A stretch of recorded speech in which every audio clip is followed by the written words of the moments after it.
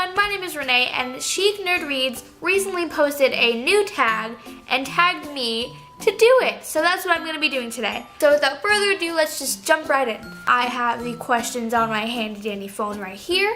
And so if you see me reading off of this phone, then you know why. The first question is, welcome Matt. What book did you choose because of the cover and not because of its synopsis? For this, I'm going to be going with The Night Circus by Erin Morgenstern. I picked this up without knowing anything about it. I just thought the cover was really pretty. I didn't know whether it was a YA novel or whether it was an adult novel or anything like that. And then I happened to start it and it didn't really pique my interest, which really disappointed me. Question number 2 is Sofa. What book gives you comfort? For this, I'm going with Eleanor and Park by Rainbow Rowell. This is because I think this book is absolutely adorable. There's nothing that I don't love about this book. And I know if I ever need to pick me up, I can always turn to this book and it'll make me very happy yet very sad at the same time. Because if you've actually read this book, you know it's actually kind of heartbreaking. Question number 3 is TV. What book did you read before it became a movie or a television show? I don't actually have it with me, but it's The Fault in Our Stars by John Green. I read this book my sophomore year in high school, which was last year,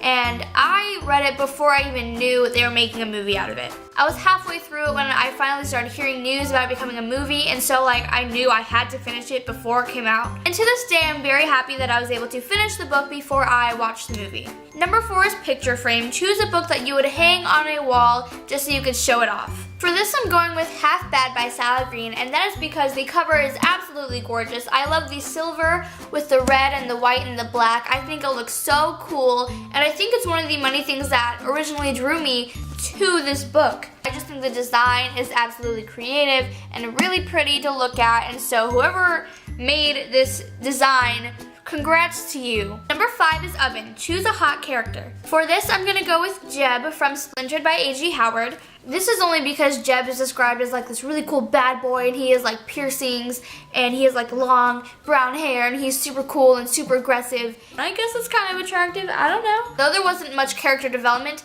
with his character, I still enjoyed him as a character, and I realized I said character like 4 times in that one sentence. I'm sorry. Number 6 is Refrigerator. What book gives you chills? For this, I'm gonna go with It by Stephen King. Actually, I haven't even finished this yet. Currently, I'm on page 58, and even though I'm not that far into the book, you're able to get that sense of creepiness and eeriness. And I don't know if you've taken a look inside of the book, but it's a compilation of short stories. By short stories, I mean very short stories, but they all kind of connect throughout the book, and they're terrifying, so this is definitely gonna have to be my choice for this question. Number 7 is Dining Room Table. Choose a book that you read over dinner with no shame. For this, I'm gonna go with The Boyfriend by R.L. Stine. I know it's very short, but I read this in a day and I could not put it down. I thought it was so cool, so interesting, so creepy. I couldn't do it. And even though it's like this R.L. Stine book, and R.L. Stine is like a children's horror author,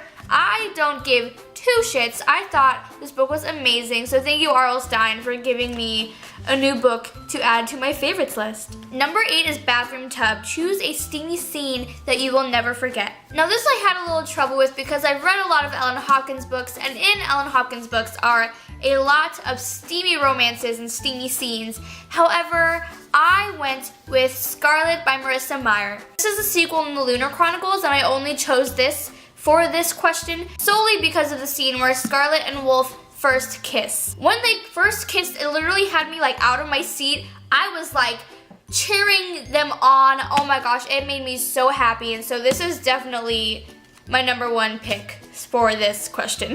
Number 9 is Bed. Choose a book that you had to put down because it made you sleepy. For this one, I'm gonna go with Room by Emma Donoghue. I stopped at page 40 because I wasn't really interested in it. I wanted to read it for a little while, and I finally got the chance to pick it up, and it just didn't exceed my expectations, and so I got really bored and decided to put it down. However, I think I'm gonna try and pick it up again because when I read it, I was kind of in a book slump, so that could possibly be a reason why I didn't actually enjoy it. Number 10 is Desktop. Choose a book that has 21st century textualized text in it. Now, I actually didn't have a book for this question, so I kind of went with 13 Reasons Why by Jay Asher. This is only because it's told from a cassette tape, and you have the option to actually listen to the cassette tape on YouTube, which is very cool, Jay Asher, good thinking. And finally, number 11, I don't have 11 fingers, thank God, that would have been weird. Which booktubers do you tag? I'm gonna tag Bibliosaurus Rex, Little Library,